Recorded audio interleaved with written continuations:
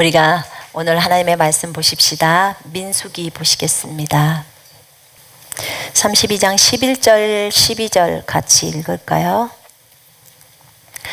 10절부터 같이 읽게요. 시작. 그때 여호와께서 진노하사 맹세하여 이르시되 애굽에서 나온 자들이 20세 이상으로는 한 사람도 내가 아브라함과 이삭과 야곱에게 맹세한 땅을 결코 보지 못하리니 이는 그들이 나를 온전히 따르지 아니하였음이니라. 그러나 그나스 사람 여푼네의 아들 갈렙과 눈의 아들 여호수아는 여호와를 온전히 따랐느니라 하시고, 여호와께서 이스라엘에게 진노하사 그들에게 40년 동안 광야에 방황하게 하셨으므로 여호와의 목전에 악을 행한 그 세대가 마침내 다 끊어졌느니라. 아멘. 오늘 우리가 읽은 본문은 민수기 32장인데요. 32장인데 이제 민수기 13장, 14장에 걸쳐서 이 내용이 함께 같이 나옵니다. 오늘 여기에 있는 인물들이 두 부류가 있습니다. 두 부류가 있는데, 한 부류는 하나님을 온전히 따르지 않았던 무리들이 있고요. 또 한 부류는 하나님을 온전히 따른 무리가 있습니다. 그러니까 한 부류는 이스라엘 백성들이었는데, 그 백성들 광야에서 죽은 백성들이죠. 광야에서 죽은 백성들인데 그들이 40년 동안 광야에 있으면서 하나님을 따랐거든요. 근데 온전히 따르지 못했던 부류예요. 그러니까 따르기는 따랐어요. 하나님을 따르기는 따랐어요. 그랬는데 온전히 따르지 못했어요. 이 무리들은 결국은 그들이 죽음으로 가요. 결국 광야에서 다 죽어요. 그리고 온전히 주님을 따랐던 무리가 있었어요. 그 무리가 두 사람이라고 주님은 표현을 했는데, 이게 갈렙과 여호수아를 얘기하고 있어요. 갈렙과 여호수아. 이 사건의 내용을 자세히 보시려면 이 민수기 13장으로 14장하고 13장을 가보시면 알아요. 좀 한번 펼쳐보실래요? 이제 가데스 바네아에서 모세가 이제 그 정탐을 하러 거기에서 가나안 땅을 정탐하라고 사람들을 이제 보냅니다. 그곳으로 이제 보내죠. 거기서 보내는데 총 각 지파에서 한 사람씩을 선정을 해서 보내는데 12명의 정탐꾼들이 가나안 땅을 들어갑니다. 거기서 가나안 땅에 들어가서 정탐을 하는데 좋은 과일들도 가져옵니다. 가지고 와요. 그러니까 모세가 가서 그 땅이 어떤 땅인지, 또 그것에 있는 과일들은 어떤지 그렇게 다 가져와라 라고 이제 해서 갑니다. 얼마나 땅이 좋은 땅이냐면, 그 포도 한 송이를 두 사람이 막대기에다 꺾어가지고 그렇게 메고 와야 될 만큼 그것이 풍성하죠, 과일이. 근데 이제 그렇게 해서 오는데, 이제 이 사람들이 모세에게 보고를 합니다. 모세가 리더니까 보고를 합니다. 그러면서 정말 당신이 보낸 땅은 너무나 좋은 땅이었습니다. 그 땅 거주민은 강하고 성읍은 견고하고 심이 클 뿐 아니라 거기에서 안악자손 거인족을 봤어요. 여러분 3m짜리 사람이 있다고 한번 생각을 해봐요. 우리가 지금 2m짜리 농구 선수를 봐도 우와 크다 이렇게 하죠, 그죠? 근데 지금 이 시대니까 좀 키가 크게 느껴지지, 그 옛날 시대 때 봤으면 더 컸겠네. 근데 그 전에 거인에 비하면은 그 지금 현재 키 큰 사람들에 대해서는 별로죠. 이 시대에, 이 이스라엘 백성이 봤을 때 시대에 이 안악자손들 거인 족속들을 볼 때는 자기들이 뛰어넘을 수 없는 사람이라고 생각하는 거예요. 그 뭐죠? 그 고고학인가 무엇인가 보면 그 땅에서 해골 같은 거 캐가지고 이 사람이 키가 몇 센치인지 막 그런 거 뼈 해보면은 그 진짜 천차만별이더라고. 뭐 3m, 4m, 5m까지도 막 나오더라고요. 그런 이제 거인들이 있었다는 거죠. 근데 갈렙이 여기서 지금 13장에서 보니까 뭐라고 얘기를 하냐면, 갈렙이 우리가 곧 올라가서 그 땅을 빨리 취합시다. 우린 능히 할 수 있습니다. 이렇게 딱 갈렙이 얘기해요. 근데 다른 사람들은 아니야, 우리는 못해. 우리 갈 수 없어. 10명의 정탐꾼들이 얘기하는 거예요. 그들이 우리보다 더 강해. 우리가 보니까 우리가 그들에 비하면 메뚜기 같더라. 그들은 엄청나게 큰 사람들이야. 그런 얘기를 합니다. 그래서 이제 백성들이 그 소리를 듣고 낙심을 해버려요. 사기가 떨어져 버려요. 쉽게 말하면. 여러분, 낙심이라는 말은요, 마음이 죽어버린 걸 얘기해요. 마음이 죽었다. 나발이 낙심을 하잖아요. 그래서 마음이 굳어서 죽은 거예요. 마음이 죽어버리니까 그 다음에 10일 후에 몸이 굳어버리는 거예요. 몸이 굳어서 죽습니다. 그래서 여러분, 절대로 마음이 굳어서는 안 돼요. 주님이 그러잖아요. 어린아이들 책망할 때도 낙심시키지 말라고 그래요. 낙심할 정도로 그렇게 못하게 하거든요. 그럼 마음이 굳어지기 때문에. 근데 완전히 낙심을 시킨 거예요. 지금 여기까지 진군을 해서 막 열심히 지금 달려오고 있는 거예요. 가나안 땅을 향해서. 10가지 기적들을 막 보죠. 홍해가 갈라지고 막 이런저런 기적들이, 엄청나게 많은 기적들을 하나님이 행해 주시는데, 그러고 보고 왔는데 가나안 땅을 눈앞에 두고 거기서 이 10명이 악평을 합니다. 그러니까 자기의 생각이 좀 들어간 거예요. 메뚜기 같더라. 그건 지 생각이지. 실제로 이 사람들이 메뚜기는 아니잖아요. 그죠? 사람인데, 여러분처럼 이렇게 큰 사람인데, 근데 저쪽이 크다고 생각하니까 이제 그렇게 생각하면서 우리는 못 이겨, 그렇게 하는 거예요. 그러니까 이스라엘 백성이 그 소리를 듣고 전부 마음이 낙심이 돼요. 낙심이 되면서 밤새도록 통곡을 합니다. 그러면서 모세와 아론을 원망합니다. 원망하기 시작하면서, 우리가 어찌하여 우리를 이 광야로 데려와서 우리를 죽게 하느냐. 그냥 애굽에다 놔두지. 우리가 한 사람 시켜서 우리 애굽으로 돌아가자 하면서 이제 막 그 모세와 아론에게 막 돌을 던지려고 하죠. 그때 갈렙이 일어나서 말합니다. 자기 옷을 딱 찢어요. 그러면서, 아니 여러분에게 준 땅은 진짜 우리가 보니까 너무너무 좋은 땅이에요. 그리고 주님이 기뻐하시기 때문에 우리를 그 땅으로 들이십니다. 그러면 그 땅이 너무 젖과 꿀이 흐르는 땅이니까 여호와를 거역하지 마십시오. 그 땅 백성을 두려워하지 마십시오. 그 땅에 그들은 우리의 먹인데 그들의 보호자는 이미 그들에게서 떠났습니다. 여호와는 우리와 함께하고 있어요. 우리 하나님이 우리랑 함께하고 있습니다. 여러분, 두려워하지 마십시오. 이렇게 말을 한 거예요. 두려워하지 말라고. 그 얘기를 하니까 그냥 이스라엘 백성이 돌을 들어가지고 갈렙을 쳐 죽이려고 합니다.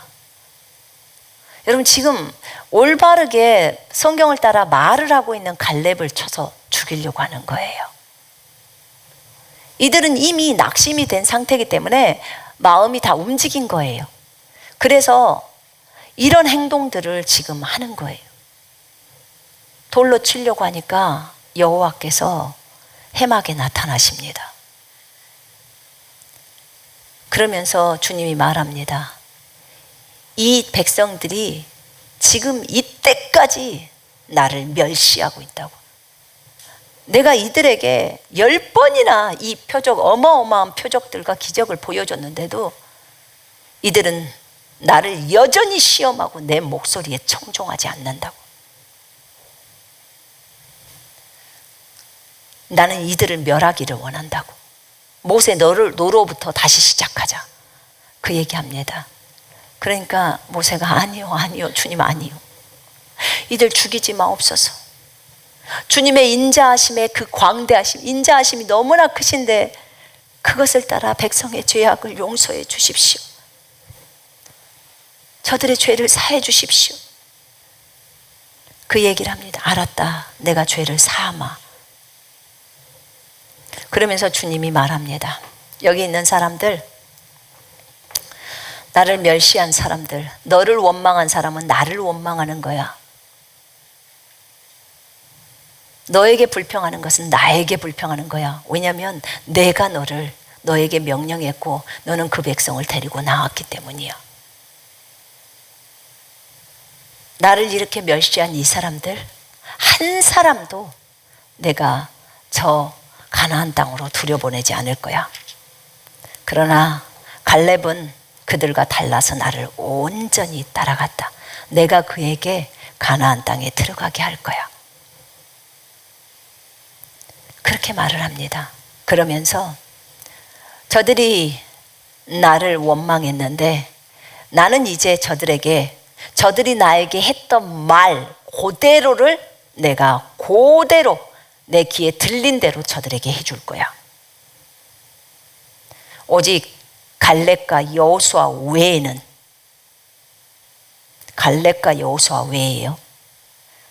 그들 외에 20세 이상이었던 자들 중에 갈렙과 여호수아 외에는 한 명도 가나안 땅에 못 들어가. 저들이 이 광야에서 먹잇거리가 되겠다고, 시체거리가 되겠다고 하는 저들의 자녀들, 내가 그들은 데리고 들어간다. 그러나 그렇게 말하고 그렇게 멸시했던 자들은 안 돼. 그들을 전부 이 광야에서 죽일 거다. 그렇게 말씀을 하십니다. 그리고 그 땅에 대해서 악평을 했던 10명의 정탐꾼들을 재앙으로 바로 죽이십니다. 이 사건이 있었어요. 그리고 갈렙과 여호수아만 생존했어요. 그러니까 12명 중에서 2명만 생존을 했지만 그뿐만 아니라 20세 이상으로, 그 당시에 20세 이상으로 되어 있던 사람들은 전부 다 광야에서 40년 돌면서 죽었어요.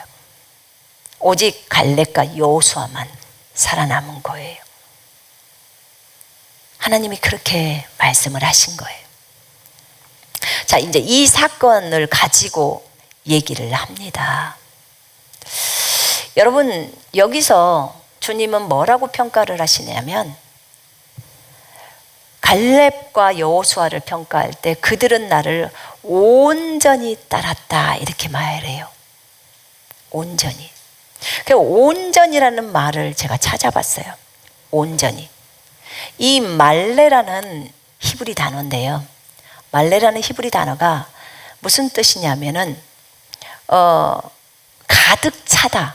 우리가 뭐 풀로 주세요 하는 말 있잖아요. 뭐 할 때 영어 말로 풀이라는 말 쓰죠. 그때 풀로 주세요 하는 말이 뭐요? 가득 찬 걸 얘기하잖아요. 그런 의미예요. 가득 찬 거. 그러니까 주님을 온전히 따랐다. 그러면 가득 차서 따랐다 이 말이에요. 따랐다는 말은 순종했다 그 말이에요. 온전하게 순종한 거예요. 풀로 가득 차서 순종을 한 거예요. 지금 주님이 여기에서 이제 말을 하고 있는 것들은 뭐였냐면요. 갈렙에게는 다른 영이 있어. 그러니까 일반 사람들하고 달리 다른 영이 있다. 이 말이 이제 영이 우리가 말했던 그 영이에요. 그런데 그 마음을 얘기하죠. 마음을 얘기하는데 그것이 뭐냐면 하나님에 대한 신뢰예요. 갈렙은 여기서 뭘 했냐면 갈렙 눈에도 거인이 보이죠. 갈렙 눈에도 거인이 보입니다. 그런데 그 갈렙 눈에 거인이 보이지만 갈렙의 마음은 지금 풀로 하나님의 말씀으로 가득 차 있는 상태예요. 풀이라는 거 아시죠? 자, 여기 봐요. 여기 컵이면 컵에 물이 가득 찬 걸 이걸 풀이라고 해요. 물로 가득 채워진 거. 근데 이게 갈렙의 마음이라면 여기에 말씀으로 지금 가득 채워진 상태예요. 자, 말씀으로 가득 채워져 있으면 믿음이 좋아요, 안 좋아요? 좋아요. 이 상태 속에서는 당장 쳐들어가도 다 이겨낼 수 있는 거예요. 왜냐하면 하나님에 대한 신뢰가 풀이에요. 풀. 하나님에 대한 신뢰가 이 상태가 되어 있는 거예요. 그러니까 말씀으로 하나님이 그 가나안 땅을 준다고 했어. 약속을 하셨어. 근데 저 앞에 보이는 거인족이 있어. 근데 그것이 거인이라고 생각되어지지를 않아. 왜냐하면 주님이 공격하라고 했기 때문에 공격을 하는 거예요. 그것이 문제가 되지 않아요. 하나님에 대한 신뢰. 왜냐하면 그동안 하나님을 보고 왔는데 하나님 엄청나게 크신 분이라서 홍해를 다 말려버리고 거기 밑바닥을 걸어가게 만들어버리는 거예요. 만나를 줘서 먹게 하시고 엄청난 일들을 행하시잖아요. 근데 이렇게 행하시는 하나님을, 또 물도 주시고 이렇게 행하시는 하나님을 보고 왔잖아요. 또 시내산에서 친히 직접 말씀하셨잖아요. 불 가운데서 내려오셔서 막 산이 울릴 정도 직접 봤잖아요. 그것을. 그래서 갈렙과 여호수아는 그 마음들이 돼 있던 사람이에요. 근데 이 무리들은 이렇게 이제 믿음으로 가득히 찼죠. 하나님에 대해서 온전하다 보니까 새 번역에는 철저하다 이렇게 했더라고요. 철저하게 주님을 신뢰하고 따랐다는 거예요. 철저하게.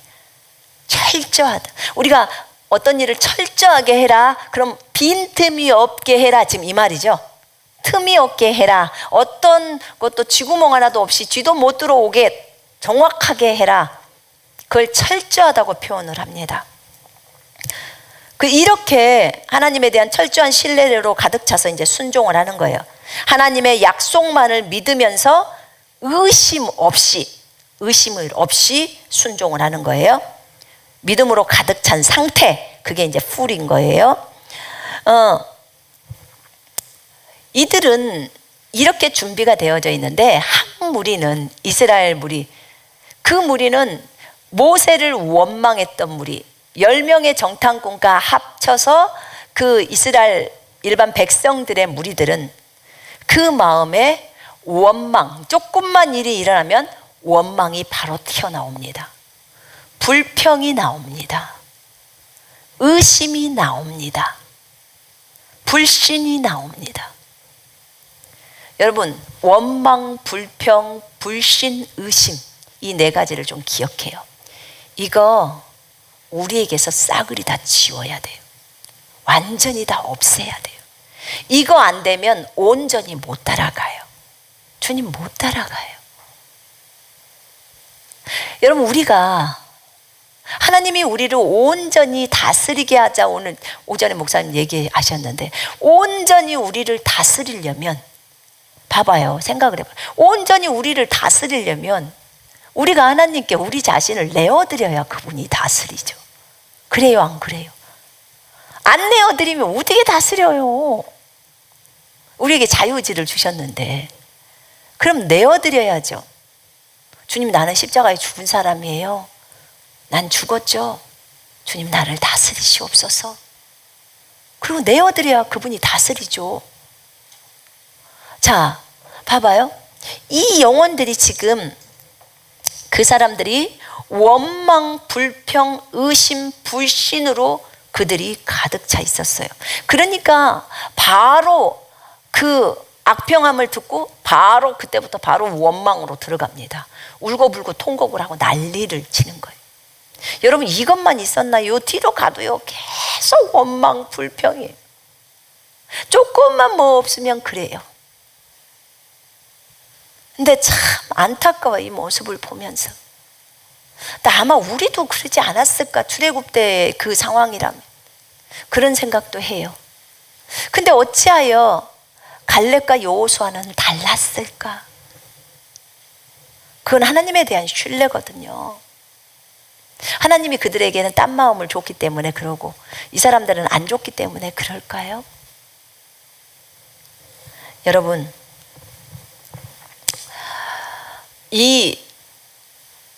그 사람의 마음의 생각이 어떠하면 그 사람이 어떠하다고 했어요. 그것이 그 사람의 정체성이에요. 그 사람이 하나님을 어떻게 아느냐에 따라서, 또 하나님을 얼마만큼 아느냐에 따라서 그 사람의 마음의 생각이 다르죠. 이 사람의 영적 수준도 다릅니다. 분명하게 달라요. 그러면 지금 민수기에서 이들이 원망 불평함으로 온통 점철돼 있었어요. 그래서 결국은 죽음으로 들어갔어요. 근데 원망을 설령 안 했을지라도 의심을 했다면 동일한 죄예요. 여러분, 의심하고 먹는 것은 죄라고 했죠. 그죠? 성경에서. 믿음으로 하지 않는 것을 죄라고 말했어요. 의심하고 먹어도 되죠. 믿음으로 하지 않는 것도 죄예요. 그러면 우리는 사실 굉장히 믿음으로 걷기를 원하잖아요. 그리고 사랑을 따라 걷기를 원하죠. 우리 모두가 원하는 거예요. 그럴 때 우리는 어떻게 해야 될까? 저는 실질적으로 제 삶에서 변화가 있어야 된다고 봐요. 삶이 바뀌기를 원해요. 우리가 신분적인 걸 알았어요. 그러면 삶에서 우리가 그렇게 사라져야 되는 거잖아요. 그러기 위해서 우리가 어떻게 해야 되냐면 첫 번째는 예수 그리스도를 깊이 알아야 돼요. 그분을 먼저 알아야 원망 불평함이 없어요. 이번에 우리 교회에서 영적 전쟁을 치르면서 제가 주님으로부터 들었던 것들이 몇 가지가 있었었는데, 처음에는 제가 제자들이었기 때문에 이들 때문에 되게 속상했단 말입니다. 근데 주님이 가르쳐 주시더라고요. 이들 무리들이 나가야 되는 그 부분들을 알려주셨어요. 먼저 더 이상 진행할 수가 없다고, 그들이 너와 함께 할 수 없어, 욕심 갖고는 안 돼라는 것을 이제 알려주셨던 거예요. 그러고 나서 이제 제가 깨달았던 것은 뭐냐면, 주님, 제가 저를 돌아봐야 되잖아요. 그럼 주님께서 보실 때는 그것이 이제 필요하기 때문에 하게 하셨어요. 이제 저는 저를 돌아봐서 저의 어떤 부족된 부분들이 고쳐지고 주님 앞에서 더 이제 큰 그릇이 되어야 하는데, 이때 그 개인적인 사람들로 보자면 그들에게 잘해줬고 했던 그것들에 대해서 너무너무 속상하잖아요. 제자들이었고 했는데, 근데 주님이 저에게 가르쳐 준 게 이거였어요. 범사에 주님이 한다는 걸 인정하니, 예, 모든 일은 주님의 허락 없이는 되지 않아요. 아무리 악한 일도 여러분 주님의 허락 없이는 되지 않아요. 인정하세요? 여러분, 선과 악을 누가 다 주장하고 있죠? 다 하나님의 아버지가 하고 계세요. 여러분, 헬라어 주기도문을 읽어보시면요, 의역해진 거 있잖아요. 그거 보시면 거기 답 다 나와 있어요. 거기 답, 이번 사건도 거기 답 다 있어요.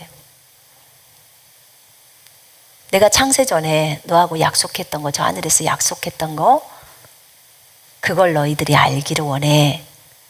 삶의 목적이야, 그게 부르심. 그 다음에 네가 나랑 하나 되기 위해서 선과 악의 시험을 온전히 감당하기를 원해. 네가 나랑 하나가 되려면 네 생각들이 싸그리 없어져야 하나가 되는데, 하나가 되려면 선과 악의 시험을 통해서 네가 온전해지는 거야. 지금 그 말이에요. 선과 악의 시험을 통해서 제가 온전해진다는 거예요. 근데 시험 받을 때 성경은 기뻐하라고 했습니다. 그리고 인내를 이루라고 했어요. 인내가 돼야지 너희가 하나님 일에 쓰임을 받을 수 있다고 말을 해요. 구비된다고. 근데 주님이 뭐라고 아시냐면 이렇게 가르쳐 주셨어요. 저한테는. 내가 십자가에 달렸지. 예. 나를 십자가에 달리게 하신 분이 누구냐? 저는 주님이에요. 이렇게. 아버지예요. 이렇게 했어요. 왜냐하면 아버지가 예수님을 십자가에 달리게 하셨잖아요. 우리는 지금 성경을 통해서 이제는 알잖아요. 근데 만약에 이것을 제가 몰랐다면 뭐라고 답을 했겠어요? 유대인들이 달았죠. 아유, 빌라도가 달았어요. 나쁜 빌라도가 예수님을 십자가에 달으라고 했죠. 또 군중들이 주님을 십자가에 못 박으셔서 했어요. 나빴어요. 이렇게 했겠죠. 그러면서 제가 조금 더 성장했으면 이렇게 말했을 거야. 마귀가요, 그들을 선동해서 예수님을 십자가에 달게 했어요. 이렇게 말했을 거예요. 맞죠? 마귀가 십자가에 달게 하죠. 마귀가 다 하죠. 그 일들을. 그런데 저는 이렇게 답을 했어요. 주님을 십자가에 달게 하신 분은 아버지 하나님이셨어요. 왜냐하면 이사야 53장 10절에 주님을 상하게 하는 것이 아버지께서 기뻐하시는 거라고 했어요. 이유는 우리 때문에, 우리를 살리기 위해서, 우리에게 생명을 주시기 위해서, 예수님의 씨를 보게 하기 위해서, 우리 때문에 아버지가 그렇게 하셨어요. 잘 봤다. 요셉을 판 것은 형들이었지만 또 마귀가 형들을 꼬셔서 요셉을 인신매매 시키게 팔았다. 그러나 요셉이 하는 말을 봐라. 하나님께서 형들의 생명을 살리려고 나를 먼저 애굽 땅으로 보내셨어요. 이렇게 말한다는 거예요. 이 원리를 보래요. 아버지가 너희들을 살리려고 나를 이 땅에 보내셨고, 그리고 나를 십자가에서 어린 양으로 제물로 드리게 하셨고, 주님이 받으셨다. 아버지가 받으셨다. 물론 그들이 개입된 건 있었어. 나는 아버지가 하셨다는 것에만 집중했다. 그래서 내가 저들을 원망하거나 불평하지 않았어. 내가 치유를 시켜준 사람들의 친척들이 나를 죽이라고 했고, 내가 만들었던 백성들이 나를 죽였다. 그러나 나는 그들을 원망하지 않았어. 진짜 나를 죽게 하신 분은 아버지셨기 때문에 너희들을 사랑해서 너희들을 살리려고 하신 거야. 난 그것만 봤어. 그래서 원망하거나 불평하지 않았다는 거예요. 그리고 이렇게 얘기했대요. 아버지, 저들을 용서해 주십시오. 저들은 자기들이 하는 것을 전혀 알지 못하나이다.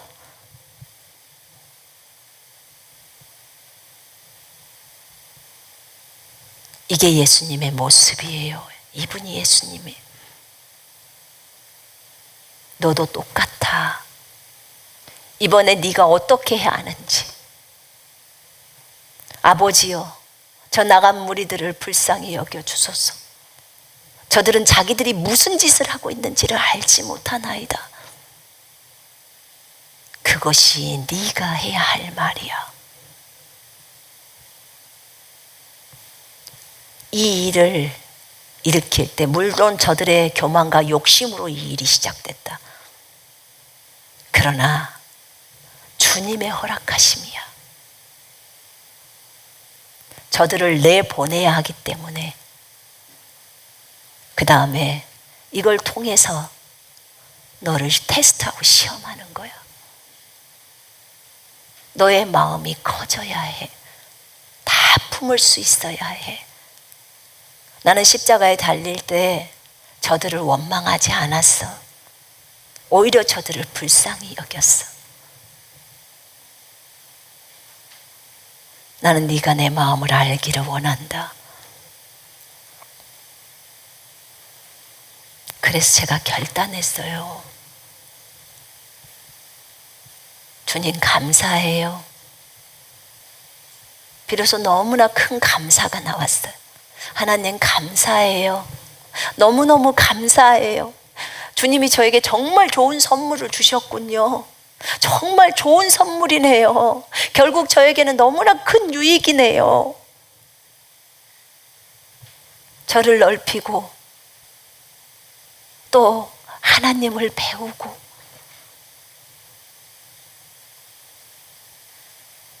저들을 사랑으로 용서할 수 있는 마음을 주시고 오히려 주님께 저들을 용서해 달라고, 주님 제가 저들을 용서합니다. 주님께서 저들을 용서해 주옵소서. 이렇게 기도를 올렸어요. 감사했어요. 하나님의 허락하심이 아니고서는 어떤 한 가지 일도 일어나지 않는데요. 여러분, 우리는 이거 신뢰해야 돼요. 범사의 주를 인정하라 그래서 범사는 모든 일이에요. 여러분에게 고난이나 어려움이나 일들이 일어날 때 하나님의 허락이 있는 거예요. 물론 개입은 마귀가 해요. 직접적으로 하는 것은 마귀가 합니다. 그러나 하나님의 허락 없이는 안 돼요. 이것을 우리가 안다면 우리가 삶 속에서 원망, 불평 없어져야 합니다. 모든 것이 하나님의 뜻대로 진행되어지는 거예요. 아멘. 인정하십니까? 우리 인정해야 돼요. 봐봐요. 질병이 왔어. 물론 마귀가 줬어요. 우리가 몸 관리 잘못해서도 질병 옵니다. 제가 질병이 오는 이유에 대해서 죄 때문에도 오지만, 그래서 마귀가 주기도 하지만 자기가 몸 관리 못해서도 옵니다. 아멘이시죠? 그렇습니다. 우리 겸손해야 돼요. 그러나 하나님의 허락하심이 있기 때문에 온 거예요. 원망, 불평 우리가 해서는 안 돼요. 주님은 저한테 또 가르쳐 주실 때 그러시더라고. 원망하지 마라. 불평하지 마라. 여러분, 누구를 원망하거나 불평하는 것은 주님을 원망하고 불평하는 거예요. 그 사람 속에 주님이 계시잖아요. 그죠? 저로 하여금 다 배우게 하는 거예요. 리더를 원망하면, 모세를 원망하면 하나님을 원망하는 거라고 주님이 친히 말했어요. 민수기에서. 근데 리더뿐만이 아니에요. 여러분, 주변의 지체를 원망해도 사실은 주님을 원망하는 것. 그 지체 속에 예수님 계셔요? 안 계셔요? 계셔요. 그래서 원망하지 맙시다. 불평하지 맙시다. 거기다가 의심도 오지 맙시다. 불신도 오지 맙시다. 잠시 잠깐 연락 못 해야 될 때는 그냥 연락하지 말고 계세요. 왜냐하면 여기 지금 민수기에 보면, 민수기 32장에서 이들이 낙심시켜서 결국은 그 백성이 가나안 땅으로 못 들어가게 만들었어요. 낙심시켜서 결국은 못 들어가게 만들었어요.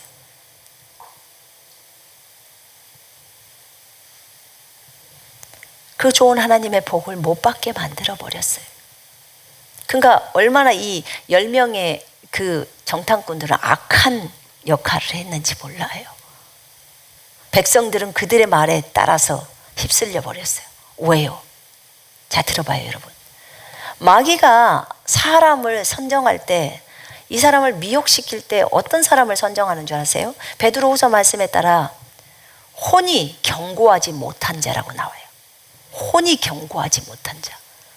생각이, 마음이 딱 말씀 앞에 정해져 있지 못한 자를 흔들어요. 이런 사람이 흔들림을 당하는 거예요. 제 말이 아니고 베드로후서 말씀이에요. 그래서 깨어 있으라, 근신하라. 마귀가 울부짖는 사자처럼 삼킬 자를 찾아서 다닌다는 거예요. 믿음 안에 굳게 서서, 말씀을 온전히 신뢰하는 믿음 안에 굳게 서라는 거예요. 그래야 먹히지를 않는 거예요. 먹히는 게 내 책임이에요? 주님 책임이에요? 누구 책임이에요? 자기 책임이죠. 자기가 내어주니까. 자, 그러면 지금 이들이 나를 온전히 따르지 아니하였음이라. 따르긴 따랐어. 따라가기는 해요. 불평하면서. 그러니까 맨날 혼나야 되고. 그 기적을 보면서도 온전히 내 걸로 100%로 만족으로 딱 받아들여야 되는데 못하는 거예요. 그죠? 여러분은 주님을 따를 때 온전히 따라가고 싶어요? 따르긴 따랐는데 온전하지 못하고 싶어요? 온전히 따르고 싶죠. 그죠? 온전히 따르고, 난 진짜 이 사람들 불쌍한 사람들이라고 생각해요. 그럼 온전히 가버리면 될 거 아니에요. 온전히.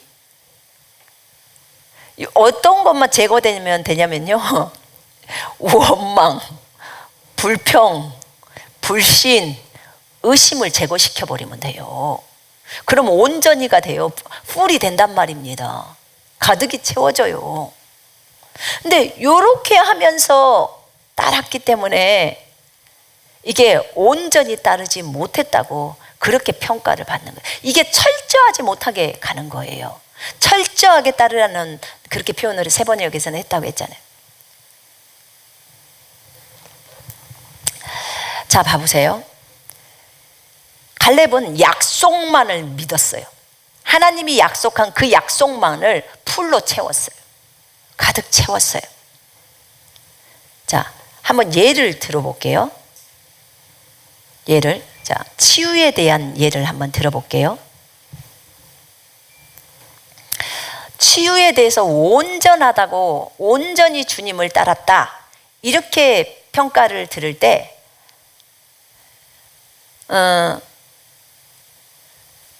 내가 치유에 대한 말씀을 집어넣고, 내 속에다 치유의 말씀을 집어넣고 그것 외에는 없어 라고 생각을 하고 순종하는 것이 온전한 거예요. 자, 내 생각이나 내가 보고 있는 내 그림이 내가 아파 있는 상태를 그려진다, 그러면 나는 아직 풀이 안 된 거예요. 치유에 대해서 내가 건강하다는 생각이 풀로 안 찼다고요. 가득 차지 않았다고. 나를 보면서 나는 아파 라는 생각이 있거나 그런 조금의 마음이라도 있으면, 그러면 나는 가득 찬 게 아니에요. 치유에 대한 것이 가득 찬 게 아니에요. 왜 그래요? 거기 안에 의심이 작용한 거잖아요. 의심이 있는 거잖아요. 자, 성경은 너는 나았어 라고 표현을 했어요. 그러면 통증이 있어도 나았어요, 안 나았어요? 대답해 보세요. 나았어요, 안 나았어요? 성경에 따라 대답을 하는 거예요. 성경에 따라서. 자, 통증이 있어. 현상으로 보니까 거품이 뽀글뽀글 좀 올라왔어. 나 나았어요, 안 나았어요? 나았어. 어머, 코피가 좀 나오네. 나았어요, 안 나았어요? 염증이 좀 보여요. 나았어요, 안 나았어요? 그러니까요, 이런 증상들이, 현상들이, 상황들이 있어도 성경이 나았다고라고 하면은 나는 나았다고만 이렇게 컵에 가득 차듯이 내 마음에 나았다고 가득 차야 되는 거예요. 요렇게 보면, 그러면 요 상태는 지금 갈렙이 온전히 따랐더라 라는 말에 베드로전서 2장 24절의 말을 온전히 순종했더라, 따랐더라, 그렇게 말이 나오는 거예요. 어렵지 않죠? 지금 제 말 이해되시죠? 네. 그래서 우리가 이것 외에는 생각을 안 넣는 거예요. 누가 뭐라고 말하든지 생각을 안 해요. 물론 각자의 믿음이에요. 어떤 사람은 그렇게 해서 말씀을 믿고 낫기를 원해요. 어떤 사람은 병원에 가서 의사로부터 수술을 받고 낫기를 원해요. 어떤 사람은 약을 먹고, 난 수술은 안 해. 근데 나는 약을 먹으면 나을 수 있다는 거, 그건 믿어. 그럼 또 그렇게 낫는 거예요. 각자의 다 믿음이 달라요. 수준이 다 달라. 요즘 코로나 보니까 코로나 주사 맞는 것이 믿음이 더 있어야 돼. 예방접종. 믿음이 더 있어야 돼요. 예방접종 안 하는 것보다 예방접종 하는 것이 더 믿음이 요구가 돼. 제가 듣기로는 그 인터넷에서 보니까 어떤 분 적어놨는데 지금까지 예방접종해갖고 723명이 죽었대요. 우리나라에서. 예방접종 부작용으로 죽었어요. 며칠 전에 보니까 젊은 여대생이 또 하나 죽었더라고. 죽은 지 며칠이나 됐는데 원룸에서 발견을 그때 했더라고. 집에서 연락이 안 되니까 예방접종하고 나서 죽은 거래요. 그냥 죽어요. 우리나라에서 700몇 명이 죽었다는 것은 굉장히 많이 죽은 거예요. 근데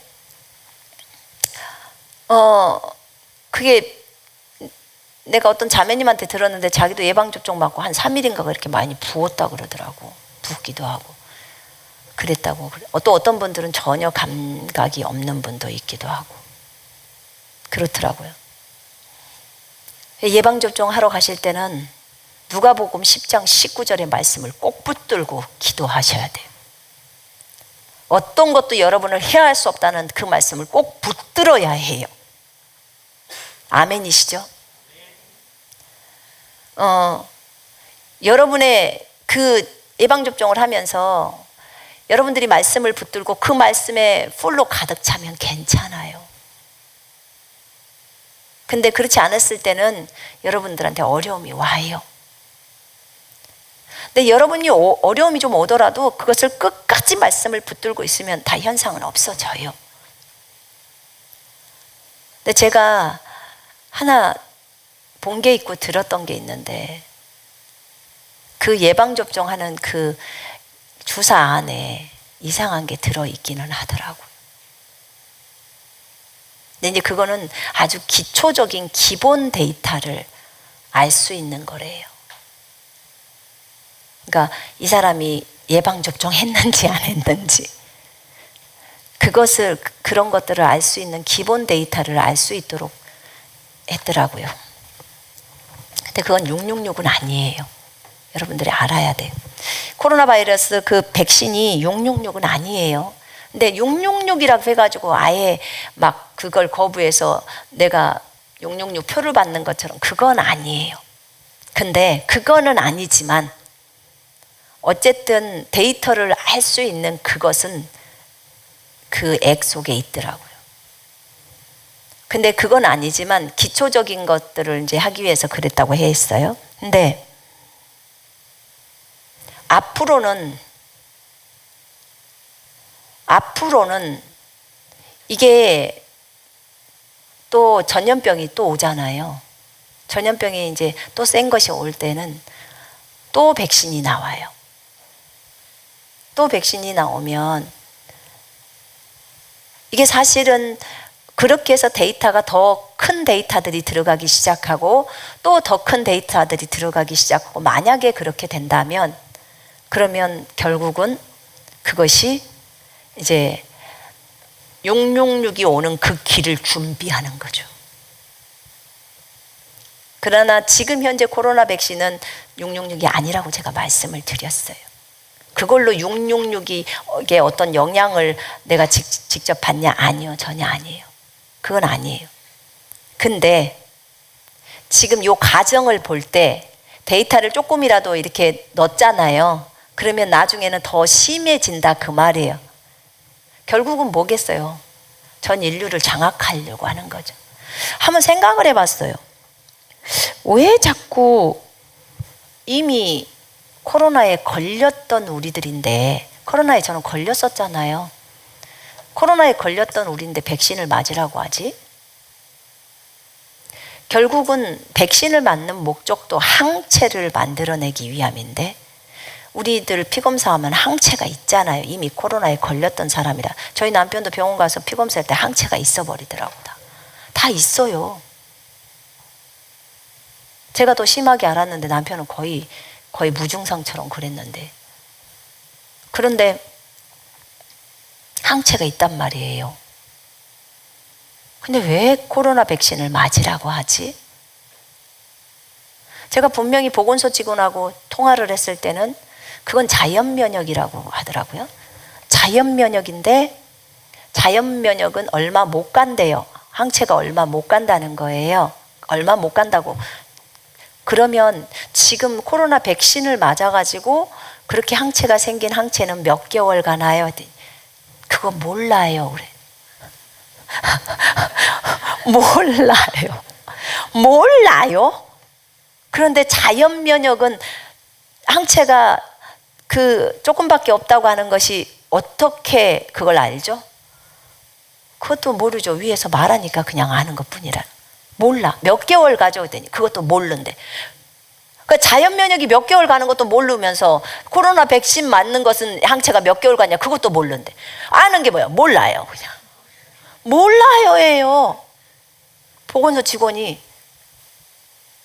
질병청에 물어보래. 질병청에 아무리 전화해도 전화를 안 받아. 물어볼 데가 없어. 다 몰라요야.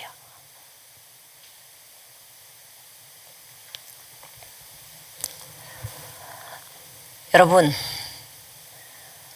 우리는 지금 이 시대를 살면서 믿음을 갖고 살아야 합니다. 하나님에 대한 신뢰. 각자의 믿음이에요. 자기가 믿음이 있으면 믿음을 따라 걸어야 돼. 제가 얼마 전에 중국에 있는 한 자매랑 통화를 했는데 며칠 전이에요. 선생님, 저한테 아침에 이제 연락을 제가 하나 받았어요. 연락을 받았는데 오늘부터 백신을 안 맞으면 은행을 못 간답니다. 정식으로 이제 국가기관에서 받은 거죠. 그리고 오늘부터는 슈퍼마켓, 정식, 이마트나 이런 마트들이잖아. 큰 마트, 대형 마트 못 가요. 백신 안 맞으면. 물건을 살 수가 없어요. 꼭 666표처럼 지금 그래요. 그래서 그러면 이런 시장 있잖아요. 무슨 시장에서는 좀 물건을 살 수 있나요? 지금은 시장은 괜찮대. 근데 다른 데는 못 들어간대. 일체. 은행도 못 가면 돈도 못 찾아서 어떻게 하나요? 그래서 묻는 게 이게 666인가요? 그렇게 물어봐요. 아니요. 666 아니에요. 왜 전 세계가 백신을 맞추려고 이렇게 혈안이 돼서 난릴까요? 왜 전 세계에 있는 모든 대통령들이 다 자기 나라 사람들을 백신을 맞추려고 다 혈안이죠? 뭐 때문에? 한번 생각해 봐야 돼요. 자, 백신을 맞았어요. 영국은 뭐 80%인가 어디 이스라엘은 80%를 앞대요. 거의 대부분 맞았대요. 그런데 영국은 지금도 몇만 명이 나와 코로나 환자가. 백신 맞아도 소용이 없어.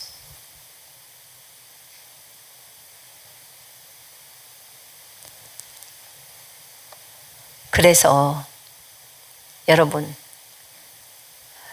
우리가 하나님을 의지할 수밖에 없어요. 분명히 우리가 대환란 되면 막 전염병이 더 큰 것도 오잖아요. 그죠? 성경에 봤죠. 하나님은 이것이 이 전염병이 주님이 직접 해서 그때 뭐 이렇게 그 민숙이나 이런 데 보면은 막 전염병 오잖아요. 그렇게 온 게 아니고 이거는 사람으로부터 나온 거래요. 사람이 만들어서 퍼뜨린 거래요. 코로나를. 우리 다 알잖아요. 이미 이거 어디서 왔어요? 우한에서 왔었잖아요. 중국에서.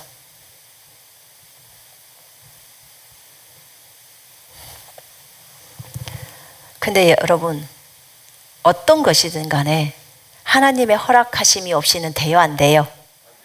아시겠죠? 왜 이 시점에 이것이 나왔으며 이것이 어떤 영향을 사람들에게 미치는가? 하나님은 어떤 것을 악이지만 그 도구를 이용을 하셔요. 사용을 하신다 그 말이에요. 그래서 사람들을 주님께로 이끄는 역할을 하는 거죠. 그래서 이런 부분들을 보더라도 우리가 정신을 차려야 될 것은 어떤 것도 먼저는 이제 코로나 백신을 맞으려고 하시는 분들은요. 어떤 것도 우리를 해할 수 없다는 것을 딱 믿으셔야 돼요. 그걸 믿고 하셔야 돼요. 왜냐하면 어떤 직장들은 이거 안 맞으면 직장 출근도 못하게 하고 제가 어떤 자매님하고 얘기를 하다 보니까 뭐 음식 장사하는데 요거 안 맞으면 그거 뭐 할 수 없게 무슨 장사를 하시는데 그렇게 했다 하더라고. 자기네는 이런 사람들을 이렇게 한다고 하지만, 사람들을 보호하기 위해서 한다고 하지만 그거 맞은다고 코로나가 안 걸리나요? 지금 더 많이 걸리잖아요. 물론 코로나 걸려서 이제 죽는 것은 많이 뭐 감소가 된다 이런 얘기들은 하더라고요. 주사를 맞았을 때. 그러나 이것도 아셔야 돼요. 이 방송을 보고 있는 분들 중에는 믿음이 좋은 사람도 있고 믿음이 어린 사람도 있어요. 본인이 폐가 너무 안 좋거나 그런 상태라면, 폐가 너무나 안 좋은 상태라면 보건소에서 그 맞으라고 할 때 말을 해요. 저 폐가 너무 안 좋습니다. 그럼 안 맞게 할 거예요. 그 사람한테 균을 넣어가지고 굳이 죽어야 될 이유는 없어요. 지금 들어보니까 무슨 백혈병이 갑자기 코로나 예방접종하고 백혈병에 걸려버리는 케이스가 나오더라고요. 그것이 진짜인지 아닌지는 모르겠어요. 사진에 다 나와가지고 막 다 보여주고 막 그렇게 하더라고요. 인터넷에서 보니까. 저희 동생네 시숙, 사촌 시숙인지 오촌인지도 주사 맞고 그 뒷날 죽었거든요. 근데 코로나로 죽었다고 안 해요. 예방접종에서 죽었다고 그렇게 말 안 해요. 국가에서 그걸 그렇게 말해주기를 싫어하죠. 그럼 누가 맞겠어요? 접종을. 무서워서도 못 맞죠. 뭐 어디가 아파서 그랬다든지 뭐 이렇게 하겠죠. 물론 아픈 부위도 있었겠죠. 그래서 여러분들이 주사를 맞을 때 믿음이 어린 사람들, 그 사람들, 믿음이 어린 사람들이, 우리가 누구의 강요로 할 수가 없어요. 이거는 지금 민주주의 사회잖아요. 그죠? 무조건 공산주의처럼 그냥 강제적으로 하는 게 아니잖아요. 본인이 맞고 싶은 사람만 맞는 거지 맞기 싫은 사람은 안 맞는 거고, 자기 자신이 알아서 하는 거예요. 비행기 타고 싶으면 비행기를 뭐 타게 하려면 뭐 주사를 맞아야 된다면, 그쪽 나라에서 주사 맞아야 들어온다 그러면 맞아야 되겠죠.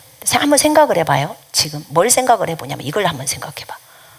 왜 갑자기 전 세계에 이 질병이 다 퍼져서 갑자기 전체 다 주사를 맞게 할까?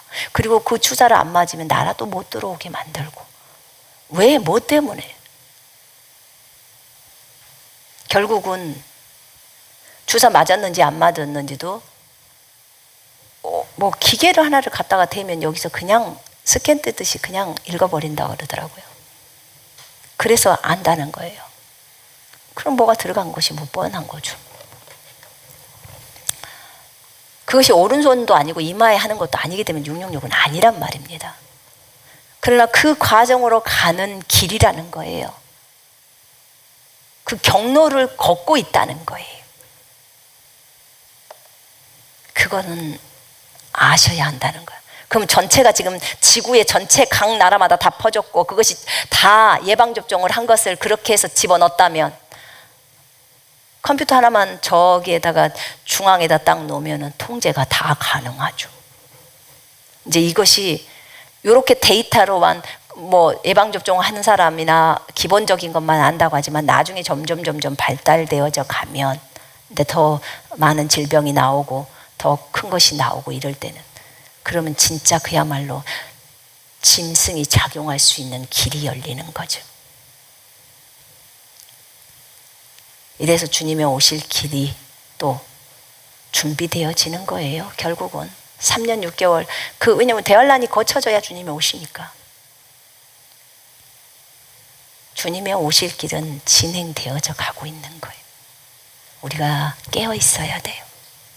그러니까 예방접종을 나는 맞아야겠다 하시는 분은 누가복음 10장 19절 말씀 딱 붙들고 맞으세요. 각자 자기 믿음대로 하세요. 자기 믿음대로.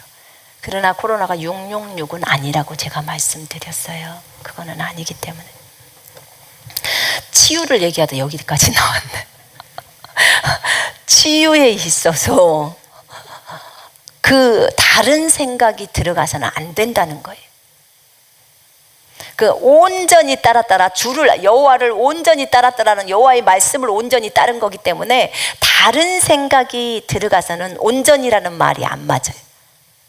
이 풀이라는 말이 안 맞아요. 가득 채워지는, 말씀으로 가득 채워지는 거예요.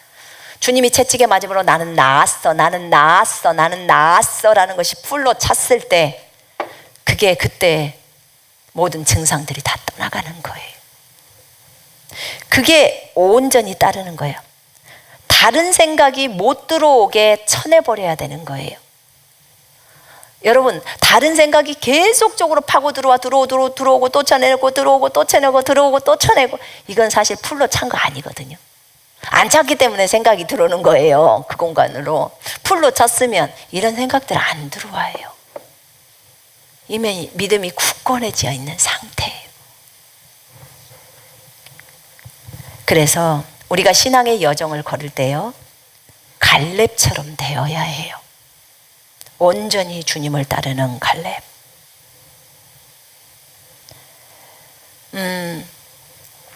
주님을 온전히 신뢰하고 가는 것은요, 주님께 목숨을 거는 거예요. 목숨을 거는 것이 온전히 갈 수 있는 길이에요. 여러분, 우리가 필사적이다라는 말을 할 때, 중국에서 제가 한자를 배울 때 필사적이다 할 때 이렇게 완전히 야구 선수가 저기를 가려면 저쪽에 1루, 2루, 3루 이렇게 있을 때 갈 때 자기가 달려서 못 갈 것 같으면 어퍼를 치면서 이렇게 밀면서 가서 거기를 딱 짚잖아요. 그럴 때 우리가 필사적이라는 표현을 해요. 마지막에 있는 힘까지도 다해서 하는 것. 예수님을 따라갈 때 우리의 목숨을 걸고 따라가는 것이 갈렙이 따랐던 거예요. 그것은 하나님에 대한 신뢰만을 붙들면서 걷는 거예요. 그렇게 자신을 던져버리고 주님께 자신을 맡겨버리는 거, 의탁하는 거예요. 그렇게 던지고 목숨을 걸어버리면 주님에 대한 온전한 신뢰를 갖고 걸을 수밖에 없어요. 그러면 원망, 불평, 의심, 불신이 없어져요. 두 마음을 품은 자는 기도응답 하나도 못 받는다고 했어요. 그 두 마음이 뭐예요? 의심이나 불신이 오는 걸 두 마음이라고 그래요. 하나는 믿고 하나는 안 믿고 그래갖고는 안 되는 거예요. 그냥 딱 하나만 믿는 거예요. 그리고 그 하나를 풀로 채우는 거예요. 가득 채우는 거예요. 치유다 그러면 치유로 나는 나았어로 가득 채워버리는 거예요. 그렇게 내가 손을 얹으면 나라면 그렇게 딱 믿어버려야 되는 거예요. 우리가 갈렙이 되십시다. 아멘. 주님을 온전히 따르십시다. 약속만을 온전히 믿으며 예수 그리스도께서도 아버지의 말씀만을 온전히 신뢰하면서 걸어가셨어요. 십자가에 달릴 때 얼마나 힘들었겠어요. 주님이 뭐 특별한 말씀을 아버지가 해준 것도 아닌데 땀방울이 핏방울이 되도록 기도했어요. 아버지의 말씀을 뭔가 들었을까요? 아니요. 아시는 거죠. 자신이 이렇게 죽어야 많은 영혼들이 하나님의 아들, 딸들이 된다는 것을 안 거예요. 그래서 히브리서 12장 2절에 보면 그는 자기 앞에 놓인 기쁨을 위해서 십자가를 참으셔서 수치를 참으시고 십자가를 지신 거예요. 예수 그리스도의 그 사랑을 깊이 묵상하십시다. 그렇다면 그 사랑을 알게 되면 사실 우리가 온전함의 이 길로 들어설 수밖에 없어요.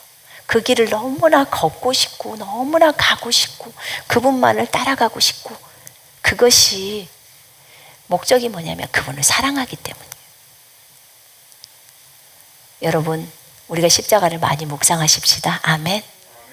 예수를 묵상하면서 또 그분이 걸어갔던 그 길을 우리가 걸을 때 하나님은 기뻐하시고 계십니다. 기도합니다.